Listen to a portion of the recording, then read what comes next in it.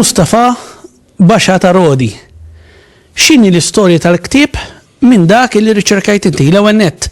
Veru li hemm żewġ kopji tiegħu. Mela, din hija waħda mill-istejjer interessanti ħafna, kważi isa romanz ġallo, insomma, kif jgħidu l-Taljani.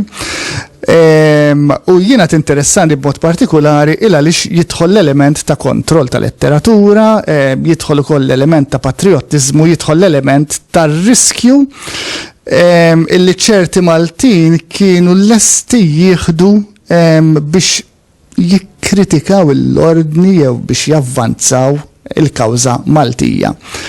Qed nitkellmu f'nofs is-seklu 18. Il-ktieb ta' Chard ġie pubblikat, ġie id-data 1751 u allura kien żmien fejn it-tendenza tal-assolutiżmu fih dan l-ordni kienet qiegħda tikber għaskapitu tal-Maltin.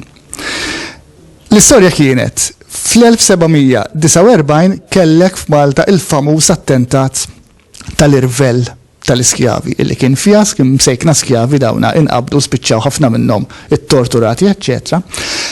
U ħarġu ħafna rakkonti bħalma jiġrillu bħalma jiġri dejjem meta għandek xi ħaġa spettakolari, ħarġu ħafna rakkonti dwar dak li ġara, dak li kellu jsir eċċetera. Wieħed minn dawn ir-rakkonti, wieħed mill-itwal minn dawn ir-rakkonti kien appuntu iġib it-titlu ta' Mustafa Baxata Rodi u l-konġura għax dana kien il-leader tagħhom, dana kien kap Tork li kien inqabad xi snin qabel u kien inġib. Malta kien trattat tajjeb ħafna u allura kellu l-okkażjoni li jorganizza dal-komplott kollu. Ħareġ dal-ktieb allura Mustafa u l-attentat ta' konġura. Stampat Napli fl-1751 ma kellek xaqqas stamperija f'Malta dak iż-żmien. U l-ktieb jirrakkonta dwar dan l-attentat bid-dettalji eċċetera. Minn dak il-lat m'hemm xejn partikolari il għaliex kif għad ħarġu ħafna minn daw it-tip f'lingwi differenti eċċetera. Li jagħmel dan il-ktieb importanti ħafna huwa wieħed mill-kapitli tal-bidu. Il għaliex f'dan il-kapitlu l-awtur bl-iskuża li ħajati l-isfond tal-istorja jidħol dwar il-wasla tal-ordni f'Malta, il-ħakma tal-ordni fuq il-Gżejjer Maltin u relazzjoni bejn l-ordni u s-sudditi tiegħu Maltin. U hemm paragrafi sħaħ illi dana minnaħa tal-ordni kienu attakk fuq l-ordni. Per eżempju, kif l-ordni akkwista l-Malta fl-1530.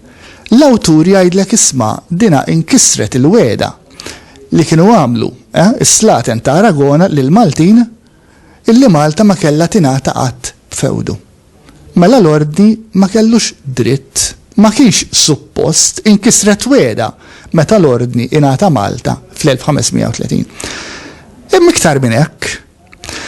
L-awtur jgħidlek pereżempju għall-bidu il-kavallieri, il-grammastri, l-ordni kien ħelu mal-Maltin, kien jitratta tajjeb mal-Maltin. Iktar madda żmien imma jkompli l-awtur, iktar l-affarijiet bdew jinbidlu. Per eżempju l-awtur isemmi waħda mill-punti illi l-iktar kienet qajmet dwejja fil-Maltin, kustjonijiet mibeda lejn l-ordni, eċċetera, il-famuża devalwazzjoni tal-munita. Meta fi żmien l-Askaris, fi żmien Grammastru l-Askaris, ħarġet kwantità kbira ta' munita tar-ram flok fidda. Illi devalwat il-valur tal-munita, ma ninsewx Malta bil-kummerċ kollu li kellna ma' Sqallija, prattikament neċessitajiet kollha kienu jiġu minn Sqallija, u l-Malti f'daqqa waħda sabu ruhom illi dak li kienu jixtru biskut tal-fidda issa iridu tnejn jekk mhux iktar skudi tar-ram biex jixtruh.